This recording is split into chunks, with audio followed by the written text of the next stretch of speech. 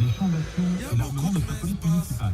C'est la nouvelle polémique qui dresse le Rassemblement national contre les Insoumis. Mardi, chez nos confrères de France 2, Bali Bagayoko annonce qu'il veut rentrer dans un processus de désarmement de sa police municipale et précise aussitôt sa pensée. Le nouveau maire de Saint-Denis souhaite que ces policiers municipaux n'utilisent plus de LBD, ces lanceurs de balles de défense qui sont, dit-il, des armes difficilement contrôlables et aux conséquences parfois dramatiques. Vous savez, le LBD, ce sont ces balles en caoutchouc tirées par les forces de l'ordre pour vous faire tirer fou et qui provoquent régulièrement des blessures, parfois graves, chez les manifestants. Précision importante, Bali Bagayoko ne remet pas en cause le port d'armes à feu pour les policiers municipaux de sa ville. Les armes à feu, pour l'instant, nous les gardons, ajoute-t-il, tout en rappelant que les agents dionysiens n'étaient pas armés avant 2020. Il n'en fallait pas plus pour faire bondir l'extrême droite, Thierry.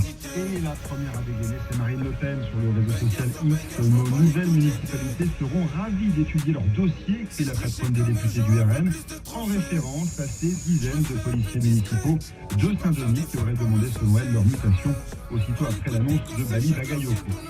Ce matin, toujours sur X, Jordan Bardella en remet une couche au vu de la mise en danger des agents de la police municipale par les nouveaux maires électifs qui souhaitent les désarmer, écrit le patron du RN. Nos communes sont prêtes à accueillir ces fonctionnaires. Mairie RN, terre d'asile pour policiers municipaux, c'est l'expression qu'emploie à dessein Jordan Bardella.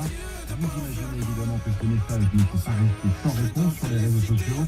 Emmanuel Bompard, le coordinateur national de la France Insoumise, estime n'avoir aucune leçon à recevoir, alors que dans 80% des villes gérées par le RN, selon lui, la criminalité a augmenté. Voilà. C'est vous qui mettez en danger les policiers municipaux en voulant leur faire faire des interventions périlleuses, normalement dévolues aux policiers nationaux et qui l'insoumis. Exactement. Un autre député LFI, Antoine Léaumont, renchérit, nos mairies à nous seront des terres d'asile pour ceux qui subissent le racisme, les discriminations et les violences policières.